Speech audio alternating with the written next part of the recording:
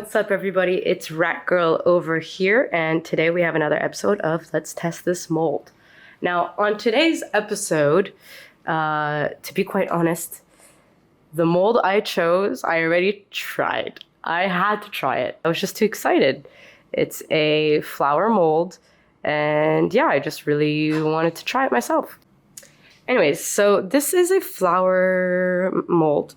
As you can tell, it's like a flower petal, and it's for candles, but I think you could put anything in there, really. But we're gonna put a candle at the end of this final video. Take one wild guess at what color I casted in here, and I was trying so hard to be slick and be like, it's still new, and I chose the worst color to do that in. I put blue, and we get a lot of messages on the gram, on Instagram, about how to get rid of like blue dye and mineral inside of your molds. And honestly, the answer is you can try, but it'll never go back to fresh and new.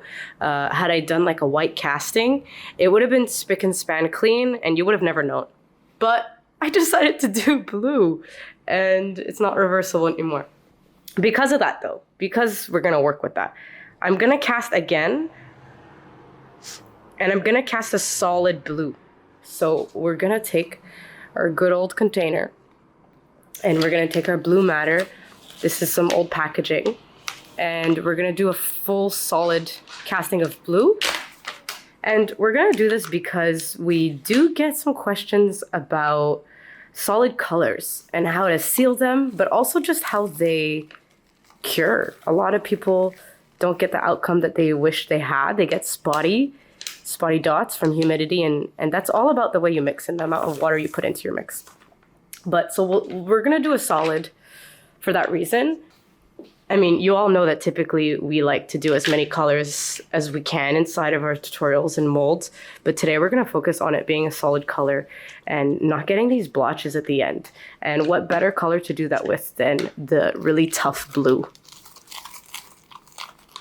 And I say tough blue because it's all about the minerals and the specks. And it's just, I like to say dank. It's just a really dank mineral. It's extremely hard. Usually if it's in a mix of other colors, let's say you're making purple or you add blue to a green, you know, to like darken it up, the blue mineral will like often rise up. It'll get to the top of the mix. So it just pulls. So I just like put the perfect amount of water in there. You don't want any more than that. That was perfect. We're just gonna let it chill a little. And I'm looking at this and I'm thinking, I don't think that was like enough.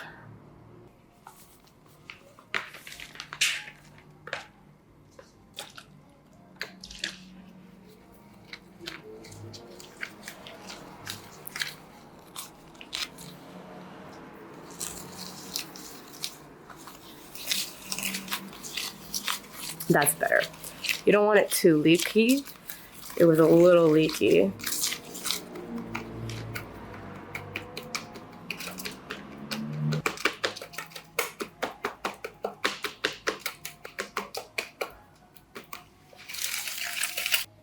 You can see that it's perfectly mixed now. And so the reason some of you are getting spotty little messes in your concrete, I mean, it could be pretty. Some people like it, but the reason you're getting a lot of spots is because of the humidity levels inside of your mix. So as we always say, once we're done mixing and we're at a level of consistency like this, that we're like, okay, this is awesome, this works, we're gonna let it chill. We're gonna let it sit for, let's say, 1 minute, okay? We'll be back in a minute and you're gonna see everything will be perfectly perfect. So we'll be back in 1 minute. Okay, what's up? So I'm back and I waited a little bit. So I'm ready to pour this. I don't know if you are, but I'm super stoked. Let's do it. Just like that. This flower petal, we're gonna go slowly in increments like that. Not too much. And we're gonna pitta patta. Vibrate it. Make sure that the whole bottom is covered. So vibrate. Vibrate.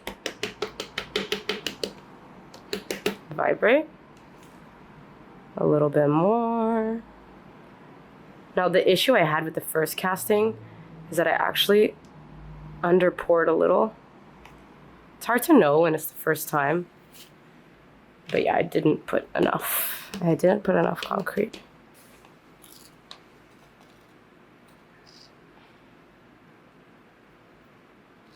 Say like we're almost there.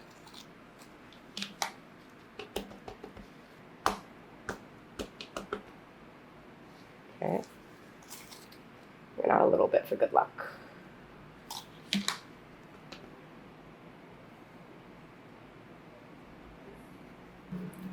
Look how cute it is. Okay, so we'll be back in 4 hours. In 4 hours, we're gonna demold this. See you soon. Yo, what's up? It's Ratgirl, and I waited over 6 hours to demold this. It's raining outside, so the temperatures also play into your cure time. It's very humid at the moment, so it was a little bit moist here for the 3rd hour and then the 4th hour. So I waited an extra 2 hours, so 6 hours. I really suggest you check the humidity index in your environment before really listening to our 3-hour cue. So our 3-hour demold is actually for like a humidity index in between 40 and 50. Anything above that will cure at a slower rate because there's more water in the atmosphere, and etc. We don't have to get into the science of it, but it is something we don't often talk about, the humidity index, so it's important to just brush over that I actually had to wait 6 hours. So let's actually demold it. It's an easier one. Just gonna get those sides. Feels great. This mold is like nice and thick. Like this ridge here is not flimsy like most of the molds we pick up. Sweet. It's a bit tough. All right.